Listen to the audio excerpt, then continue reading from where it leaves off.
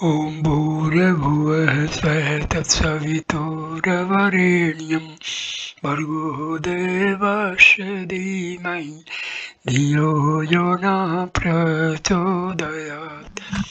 ओम शांति शांति शांति।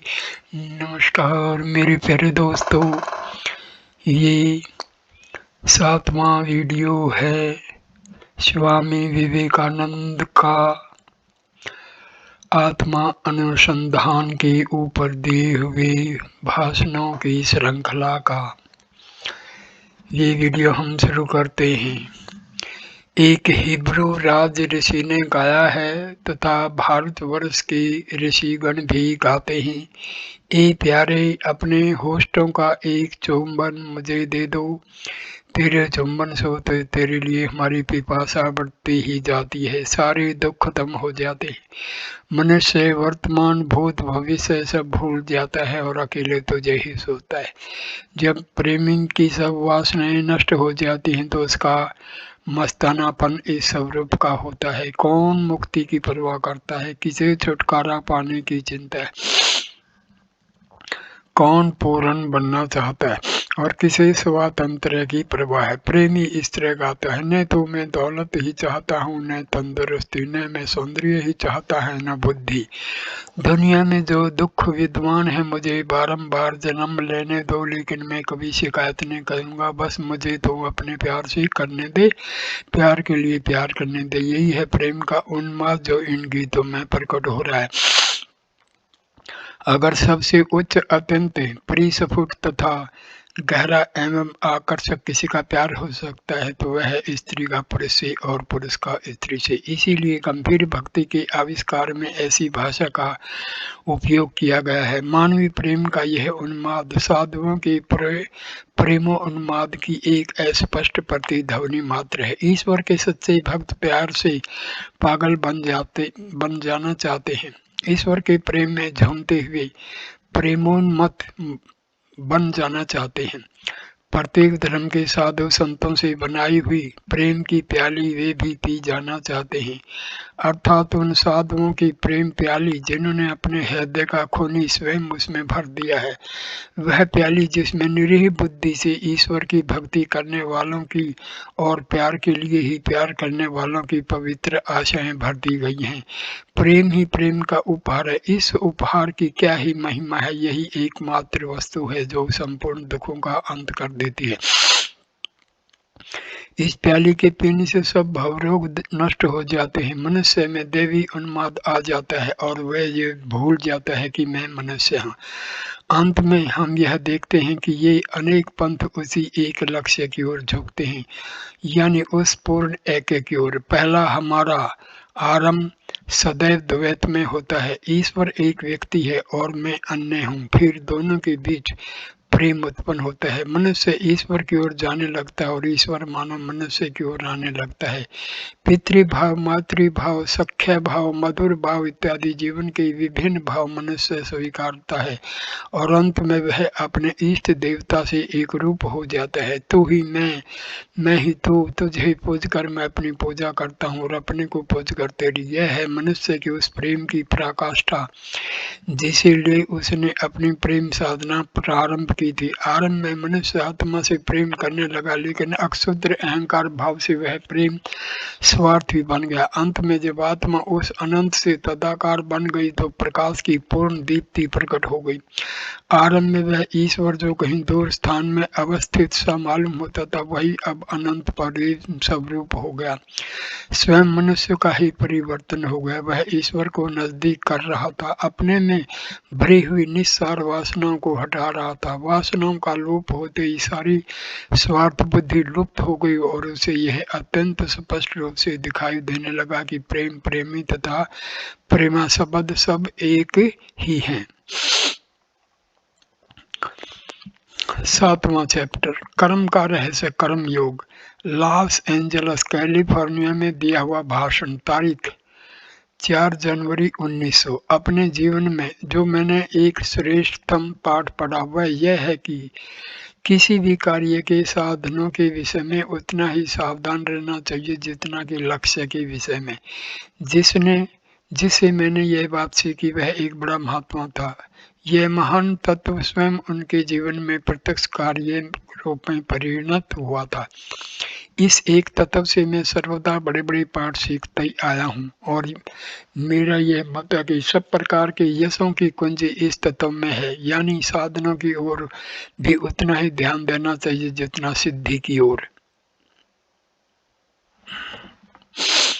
हमारे जीवन में एक बड़ा दोष यह है कि हम ध्येय से ही बिल्कुल खिंचे रहते हैं। हमारे ध्येय इतना अधिक आकर्षक होता है, ऐसा मोहक होता है और हमारे मन पर इतना प्रभाव डालता है कि बारीकियां, डिटेल्स हमारी नज़र से ही निकल जाती हैं।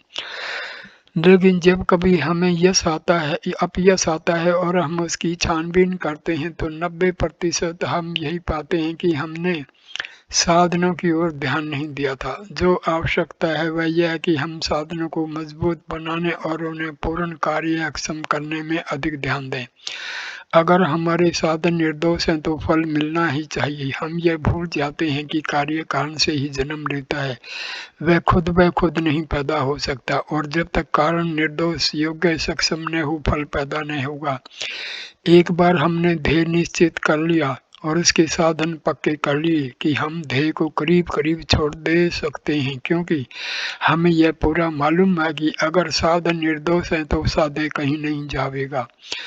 जब कारण विद्यमान है तो कार्य को स्वयं ही उपस्थित होना पड़ेगा, उसके बारे में विशेष चिंता की कोई आवश्यकता नहीं। अगर कारण के विषय में हम सावधान रहें तो कार्य स्वयं आ ही जाएगा। कार्य है ध्येय की सिद्धि, साधन है कारण, इसलिए साधन की ओर ध्यान देते रहना जीवन का एक बड़ा रहस्य है। गीता में भी हमने यही पढ़ा और सीखा है कि हमें लगातार भरसक काम करते ही जाना चाहिए। काम चाहे कोई भी हो, अपना पूरा मन उस ओर लगा देना चाहिए। साथ ही फल की आसक्ति हमें नहीं होनी चाहिए। अन्य शब्दों में उस कार्य को छोड़कर अन्य किसी वस्तु द्वारा हमें खींचने जाना चाहिए। पर होता यह है कि हम कोई बात हाथ में लेते हैं और अपनी पूरी ताकत उसमें लगा देते हैं। कभी कभी वह बात असफल होती है, फिर भी हम उसका त्याग नहीं कर सकते। यह आसक्ति ही हमारे दुख का सबसे बड़ा कारण है। हम जानते हैं कि हमें तकलीफ हो रही है और उसमें चिपके रहने से सिर्फ दुख ही दुख आवेगा, परंतु फिर भी हम अपना छुटकारा उससे नहीं कर सकते। मधुमक्खी तो शहद चाटने आई थी और उसके पैर चिपक गए उस मधु चषक से। अब वह छुटकारा नहीं पा सकती। बार हम यही स्थिति अनुभव करते हैं। हमारे अस्तित्व का, हमारे ऐहिक जीवन का असल रहस्य यही है। हम यहाँ आए थे मधु पीने के लिए, पर हम देखते हैं हमारे हाथ पांव उसमें फंस गए हैं। आए थे पकड़ने के लिए पर स्वयं ही पकड़े गए। आए थे उपयोग के लिए और खुद ही उपभोग्य बन गए। आए थे हुकूमत चलाने और हम पर ही हुकूमत चल गई। आए थे कुछ काम करने के लिए और देखते हैं कि उससे ही काम लिया जा रहा है। हर घड़ी यही अनुभव होता है। जिंदगी की छोटी छोटी बातों का भी यही हाल है। दूसरों के मन हम पर हुकूमत चलाए जा रहे हैं और हम यही कोशिश कर रहे हैं कि हमारी हुकूमत दूसरों के मनों पर चले। हम चाहते हैं कि जीवन के भोग भोगें, पर वे भोग भक्षण कर जाते हैं हमारे मर्म स्थानों को। हम चाहते हैं कि निसर्ग का पूरा फायदा उठाएं और अंत में यही देखते हैं कि निसर्ग ने हमारा सर्वस्व हरण कर लिया। हम पूरी तरह से चूस लिए गए और अलग फेंक दिए गए। अगर ऐसा नहीं होता तो जीवन हरा भरा रहता। चिंता मत करो, यद्यपि यश आता है और अपयश भी, यद्यपि यहाँ आनंद है और दुख भी, तो भी अगर हम बंधन में नहीं पड़ जाएं तो जीवन लगातार हरा भरा हो सकता है। दुख का एकमेव कारण यह है कि हम आसक्त हैं, हम बद्ध होते जा रहे हैं। इसीलिए गीता में कहा है काम करते रहो लेकिन उनमें आसक्त मत हो, बंधन में मत पड़ो। प्रत्येक वस्तु से अपने आप को स्वतंत्र बना लेने की अपनी शक्ति जमा किए रहो। वह वस्तु तुम्हें बहुत प्यारी भले ही हो, तुम्हारा प्राण उसके लिए चाहे जितना ही लालायित क्यों न हो, उसके त्यागने में तुम्हें चाहे जितना कष्ट उठाना पड़े, फिर भी अपनी इच्छा अनुसार त्याग करने की अपनी शक्ति मत खो बैठो। कमजोर न तो इस दुनिया के जीवन के योग्य हैं और न अन्य किसी जीवन की। दुर्बलता से मनुष्य गुलाम बनता है। दुर्बलता के कारण ही मनुष्य पर सब प्रकार के शारीरिक और मानसिक दुख आते हैं। दुर्बलता यानी मृत्यु। सैकड़ों और हजारों कीटाणु आज हमारे आसपास हैं, लेकिन जब तक हमारा शरीर उनके स्वागत के अनुकूल नहीं बन जाता तब तक वे हमें कोई नुकसान नहीं पहुंचा सकते। ऐसे करोड़ों दुख रूपी कीटाणु हमारे आसपास ही क्यों न घूमते रहें, किंतु चिंता न करो, उनकी हिम्मत नहीं कि वे हमारे नजदीक आवे, उनमें ताकत नहीं कि वे हम पर हमला करें, अगर हमारा मन कमजोर नहीं है। यह एक बड़ा सत्य है।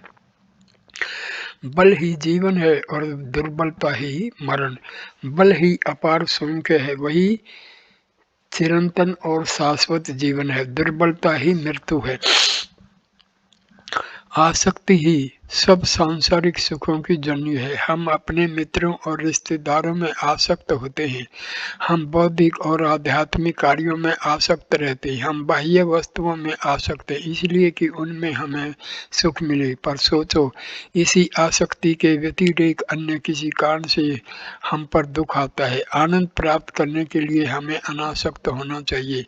अगर इच्छा मात्र से अनासक्त होने की हम में ताकत हो तो हमें कभी दुख नहीं होगा। वही मनुष्य निसर्ग से संपूर्ण फायदा उठा सकेगा जो वस्तुओं में अपनी पूरी ताकत से आसक्त होने के बाद स्वेच्छा अनुसार उनमें विभक्त भी हो सके। कठिनता यह है कि मनुष्य में विभक्त होने का भी उतना ही सामर्थ्य चाहिए जितना आसक्त होने का।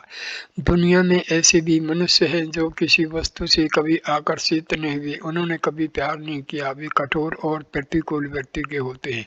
ऐसे लोग दुनिया के अधिकांश दुखों से छुटकारा पा जाते हैं, लेकिन दीवार कभी कोई दुख अनुभव नहीं करती, दीवार कभी प्यार नहीं करती और न उसे कष्ट होता है। पर दीवार अंत में दीवार ही है। दीवार बनने से तो आसक्त होना और बंद जाना निश्चय ही अच्छा। इसलिए जो मनुष्य कभी प्यार नहीं करता, जो कठोर और पाषाण हृदय है और इसी कारण जीवन के अनेक दुखों से छुटकारा पा जाता है, वह जीवन के अनेक सुखों से भी हाथ धो बैठता है। हम यह नहीं चाहते।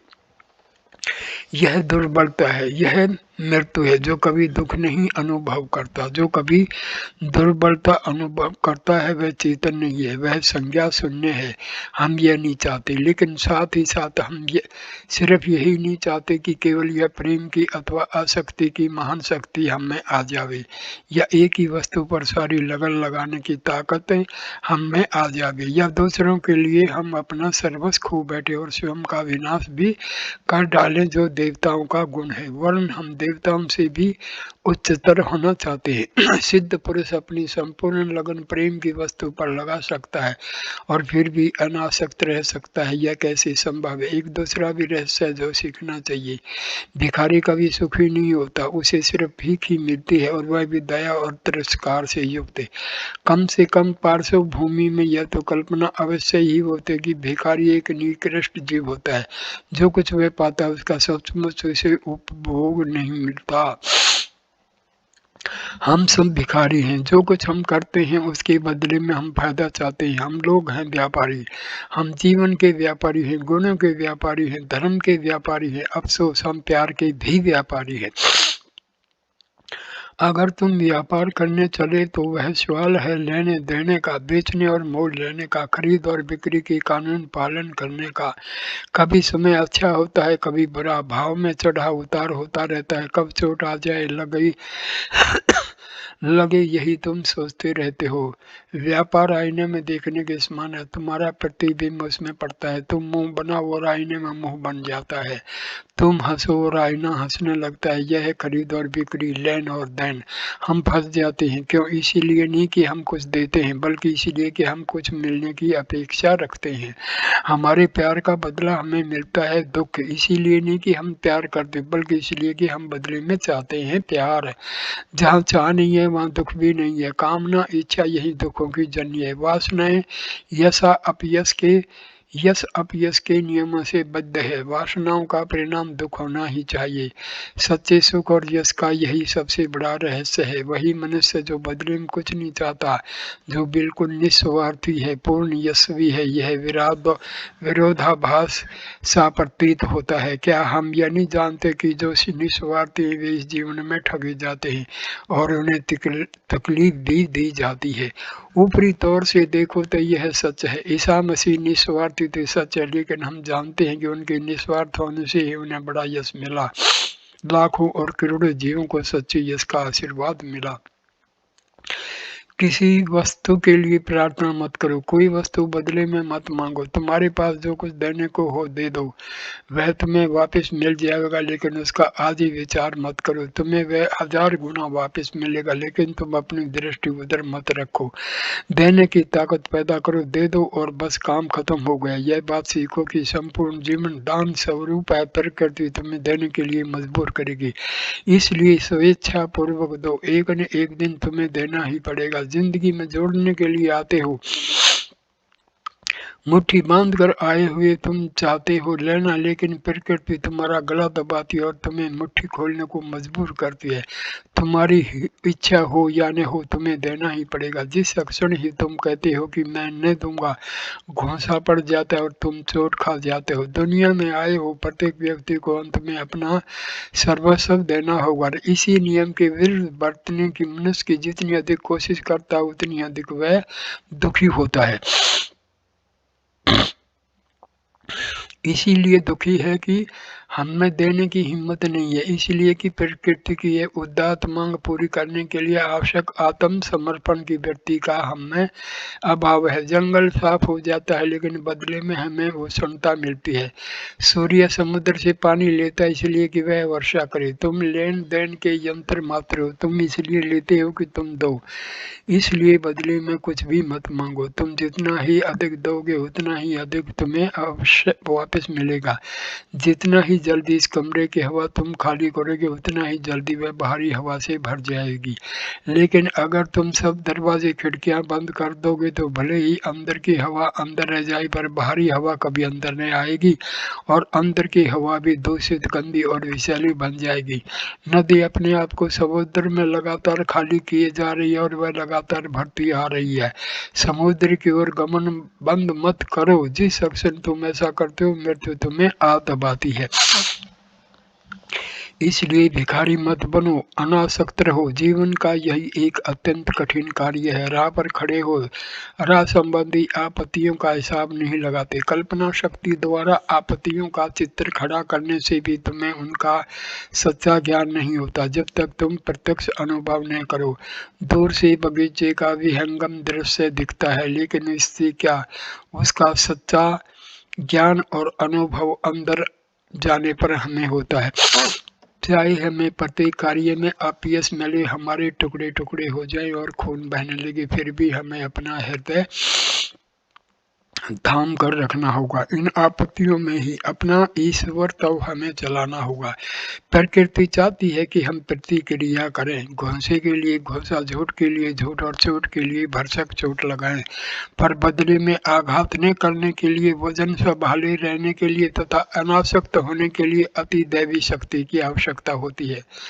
अनासक्त बनने का अपना निश्चय हम प्रतिदिन दोहराते हैं। आसक्ति के और प्रेम के विषयों की ओर पीछे घूमकर देखते जाते हैं। उनमें से प्रत्येक वस्तु ने हमें कैसे दुखी बनाया, यह भी हमें अनुभव होता है। हमारे प्यार के कारण हमें निराशा के सागर की तली तक जाना पड़ा। हमने देखा कि हम सिर्फ दूसरों के गुलाम ही रहते आए और नीचे ही खिंचते चले गए। हम फिर से नया इरादा करते हैं। आज से मैं खुद पर अपनी हुकूमत चलाऊंगा, मैं अपना स्वामी बनूंगा। लेकिन वक्त आता है और फिर वही पहली कहानी, हम फिर बंधन में पड़ जाते हैं और मुक्त नहीं हो पाते। पक्षी जाल में फंस जाता है, छटपटाता है, फड़फड़ाता है। यह है हमारा जीवन। मुझे इन आपत्तियों का ज्ञान है, वे भयानक हैं। 90% निराश हो धैर्य खो बैठते हैं, या यह कहिए कि प्राय निराशावादी बन जाते हैं, अर्थात प्रेम और सच्चाई में विश्वास करना छोड़ देते हैं। जो कुछ दिव्य एवं भव्य है, उस पर से उनका विश्वास उठ जाता है। इसी तरह हम यह भी देखते हैं कि जो मनुष्य जीवन के आरंभ में क्षमाशील, दयालु, सरल और निष्पाप थे, बुढ़ापे में झूठे और पाखंडी बन जाते हैं। उनका मन चालाकियों का गोला बन जाता है। हो सकता है कि इसमें अधिकांश लोग ऐसे सिर्फ ऊपर से ही हों। वे गर्म मिजाज के नहीं हों, लेकिन वे बोलते नहीं। यह अच्छा होगा कि वे बोलें। वे न तो शाप देते हैं न क्रोध करते, लेकिन यह उनके लिए 1000 गुना अच्छा होगा अगर वे शाप दे सकें। अधिक अच्छा होगा अगर वे क्रोध कर सकें। वे असमर्थ हैं, उनके हृदय पर मृत्यु ने अधिकांश अधिष्ठान जमा लिया है, क्योंकि मृत्यु के ठंडे हाथ उनके हृदय पर पड़ने लग गए। अब वह हृदय शाप देने को ही हलचल नहीं कर सकता, एक कड़ा शब्द भी उपयोग में नहीं ला सकता। यह आवश्यक है कि हम इन सब से बचें। इसलिए मैं कहता हूँ कि अति दैवी शक्ति की जरूरत है, अति मानव शक्ति से नहीं बनेगा। अति दैवी शक्ति ही एक नए छुटकारे का मार्ग है। सिर्फ उसी पर इन उलझनों में से, इन आपत्तियों की इस पछाड़ में से बिना झुलसे हम पार जा सकते हैं। चाहे हमारे टुकड़े टुकड़े हो जाएं और हम फट जाएं, लेकिन हमारा हृदय अधिक उदार होते जाना चाहिए। यह बहुत कठिन है, लेकिन यह कठिनाई लगातार अभ्यास द्वारा दूर की जा सकती है। हमें यह ध्यान रखना चाहिए कि जब तक हम इतने कमज़ोर नहीं हो जाएं कि हम उससे प्रभावित हो जाएं, हमें कुछ नहीं होता। मैंने अभी कहा है कि जब तक शरीर स्वागत नहीं करे, मुझे कोई रोग नहीं होगा। रोग होना सिर्फ कीटाणुओं पर ही अवलंबित नहीं, वह है शरीर की पूर्व अनुकूलता पर भी। हमें वही मिलता है जिसके लिए हम पात्र हैं। आओ हम अपना अभिमान छोड़ दें और यह सीखें कि कोई आपत्ति ऐसी नहीं है जिसके हम पात्र नहीं थे। फिजूल चोट कभी नहीं पड़ी, ऐसी कोई बुराई ही नहीं है जो मैंने स्वयं अपने हाथों ने बुलाई हो। इसका हमें ज्ञान होना चाहिए। तुम आत्मा निरीक्षण कर देखो और देखो कि ऐसी एक भी चोट तुम्हें नहीं लगी जो स्वयं तुम्हारी की गई न हो। ऐसी एक भी चोट तुम्हें नहीं लगी जो स्वयं तुम्हारी की गई न हो। आधा काम तुमने किया और आधा बाहरी दुनिया ने, और इस तरह तुम्हें चोट लगी। यह विचार हमें गंभीर बना देगा, लेकिन साथ ही साथ आशा की आवाज़ भी आवेगी। वह इस प्रकार से, बाह्य जगत पर मेरा प्रभुत्व तब नहीं है, लेकिन जो मेरे अंदर है और जो मेरे अधिक निकट है, वह मेरा अंतर जगत मेरे अधिकार में है। अगर अपयश आने के लिए दोनों दुनियाओं के संयोग की आवश्यकता है, अगर चोट लगने के लिए दोनों इकट्ठे होना जरूरी है, तो मेरे अधिकार में जो दुनिया, उसे मैं सहमत नहीं होने दूंगा। फिर देखूंगा कि मुझे चोट कैसे लगती है। अगर मैं खुद पर सच्चा प्रभुत्व पा जाऊं तो चोट कभी न लग सकेगी। हम बचपन ही से किसी दूसरी वस्तु पर दोष मढ़ना सीखते हैं, ऐसी वस्तु पर जो हमसे निराली है। हम सदा दूसरों के सुधार में तत्पर रहते, लेकिन अपने नहीं। अगर हम दुखी होते हैं तो चिल्लाते हैं कि यह तो शैतान की दुनिया है। हम दूसरों को दोष देते हैं और कहते हैं कि कैसे मोहग्रस्त पागल है, लेकिन अगर हम सचमुच इतने अच्छे हैं तो हम ऐसी दुनिया में क्यों कर हैं? अगर यह शैतान की दुनिया है तो हमें भी शैतान ही होना चाहिए, नहीं तो हम यहाँ क्यों आते हैं? अफसोस, सारी दुनिया स्वार्थी है, सच है, लेकिन अगर हम अच्छे हैं तो फिर हमारा उनसे संबंध कैसे हुआ? जरा ये सोचो। जो हमारी योग्यता वही हम पाते हैं। जब हम कहते हैं कि दुनिया बुरी है और हम अच्छे हैं, तो यह झूठा है। ऐसा असंभव है, ये एक भीषण असत्य है जो हम बोल रहे हैं। पहला पाठ पढ़ना है यह, निश्चय कर लो कि बाहरी किसी भी वस्तु पर मैं दोष नहीं मढ़ूंगा, उसे अभिशाप नहीं दूंगा। मनुष्य बनो और डटकर खड़े रहो, दोष खुद को लगाओ। तुम अनुभव करो कि यह सच था, स्वयं अपने को वश में करो। क्या यह लज्जा का विषय नहीं है कि एक बार तो हम अपने मनुष्यत्व की देवता बनने की बड़ी बड़ी बातें करें? हम कहें कि हम सर्वज्ञ हैं, सब कुछ करने में समर्थ हैं, निर्दोष हैं, पापी हैं और दुनिया में सबसे निस्वार्थी, और दूसरे या फिर छोटा सा पत्थर भी हमें चोट पहुंचा दे, या किसी साधारण मनुष्य का भी जरा सा क्रोध हमें जोखिम कर दे, और कोई भी चलता राहगीर इन देवताओं को दुखी बना दे। अगर हम देवता हैं तो ऐसा होना चाहिए? क्या दुनिया को देश देना न्याय है। क्या परमेश्वर जो अत्यंत पवित्र उदार है हमारी किसी भी चालबाजी के कारण दुख में पड़ सकता है? अगर तुम इतने निस्वार्थी हो तो तुम परमेश्वर के समान हो। कौन सी दुनिया फिर तुम्हें चोट पहुंचा सकती है? साथ में नरक में से भी बिना झोल से बिना स्पर्श से तुम निकल जाओगे। लेकिन जिस लिए कि तुम शिकायत करते हो और बाहरी दुनिया पर दोष मढ़ना चाहते हो, उसी से यह साफ जाहिर है कि तुम्हें बाहरी दुनिया का बोध हो रहा है। तुम्हें दुख होता है, इसी से सिद्ध है कि तुम वह नहीं हो जो अपने को झुठलाते हो। दुख पर दुख रचकर और यह मान लेकर कि दुनिया हमें चोट लगाई जा रही है, तुम अपना अपराध को अधिक बड़ा बनाते जाते हो और चीखते जाते हो कि अरे बाप रे, यह शैतान की दुनिया है, यह मनुष्य मुझे चोट पहुंचा रहा है, वह मनुष्य मुझे चोट पहुंचा रहा है, यह दुख पर झूठ चुपड़ता है, चुपड़ना है। हमें अपनी ही चिंता करनी चाहिए, इतना ही हम कर सकते हैं। हमें कुछ समय तक दूसरों की और ध्यान देने का ख्याल छोड़ देना चाहिए। हमें अपने साधन निर्दोष बना लेने चाहिए, फिर साध्य अपनी चिंता स्वयं कर लेगा। क्योंकि दुनिया तभी पवित्र और अच्छी हो सकती है जब हम स्वयं पवित्र और अच्छी हों।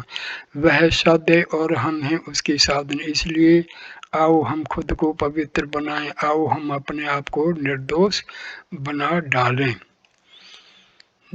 इस वीडियो को मैं यहीं पर विश्राम देता हूं और ये सीरीज यहीं पर समाप्त हो जाता है। नमस्कार मेरे प्यारे दोस्तों।